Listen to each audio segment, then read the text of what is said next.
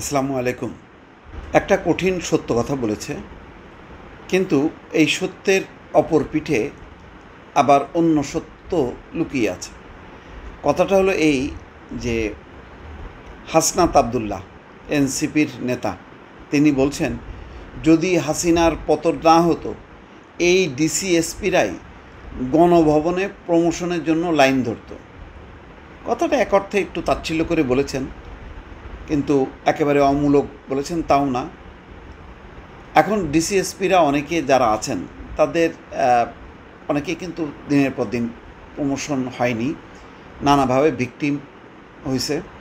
তার মধ্যে হয়তো কিছু অংশ আছে।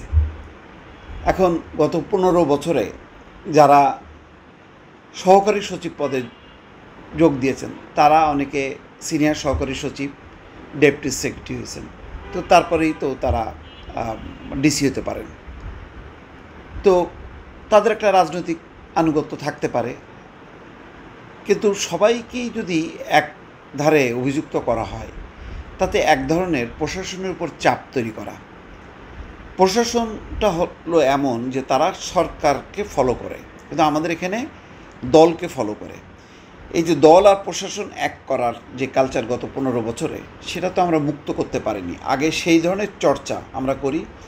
আমরা নিজেরা যদি প্রতিজ্ঞা করি যে আমরা প্রশাসনের কাছ থেকে বাড়তি কোনো ফায়দা নেব না, কিন্তু আমরা যখন এই কথা বলি তখন আবার দেখি যখনই কি এনসিপি গঠন হয় তখন শেরে বাংলা নগরে কোনো ডিসি নাকি বাস ঠিক করে লোকজন পাঠানোর ব্যবস্থা করছে। প্রশাসনের কাছ থেকে নানা রকম সুবিধা নেয়ার, প্রশাসনকে অ্যাকোমোডেট করতে হচ্ছে এনসিপি বা বৈষম্য বিরোধীদের, এমন অভিযোগগুলো আছে। তো একদিকে আমি প্রশাসনের কাছ থেকে আমি সুবিধাও নেব, আবার একদিক দিয়ে আবার তাদেরকে গালিও দেব। এবং সবচেয়ে বড় কথা হলো যে আমি কাঠামোটা আমি পরিবর্তন করি না, দেই স্বাধীনতা দেই। একটা কমিশন তো হচ্ছে এখন, নানা রকম প্রশাসন সংস্কার কমিশন। সেই কমিশনের আওতায় প্রশাসন নতুনভাবে দীক্ষা লাভ করুক, যাতে তারা কোনো রাজনৈতিক দলকে, ব্যক্তিকে, গোষ্ঠীকে যাতে তারা পদলেহন না করতে হয়।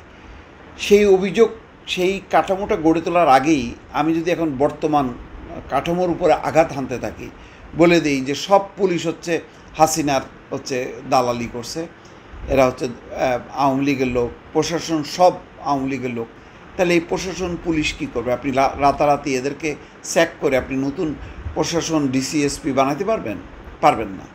কিন্তু আপনি কিন্তু বলে যাচ্ছেন, পাবলিকলি বলে আপনি বাহবা নিচ্ছেন, কিন্তু বাস্তবতাটা কি? বাস্তবতাটা হলো আপনার এদেরকে নিয়েই চলতে হচ্ছে, এদের কাছ থেকেই সব সিকিউরিটি আপনার এনশিওর করতে হচ্ছে না?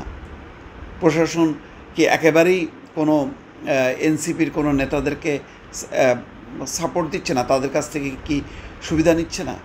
হয় পুলিশ বা প্রশাসন নিচ্ছে।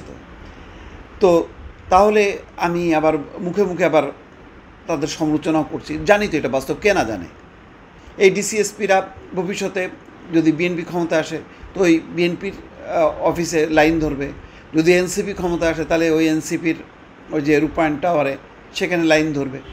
তো এটা তো স্বাভাবিক কথা। তো আমি এটা কেন বলছি এই কারণে যে যাতে প্রশাসন, পুলিশ অনেক বেশি আমাকে তোয়াক্কা করে, অনেক বেশি আমাকে ছাড় দেয়, এটার জন্য এই আলোচনাটার আমি অর্থ বুঝলাম না।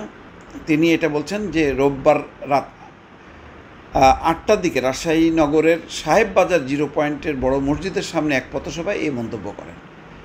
তো এগুলি সবাই জানে, এগুলি নতুন করে বলার অবকাশ নেই, বরং নতুন কি কাঠামো তৈরি তারা করেন সেটাই দেখার অপেক্ষায় সবাই।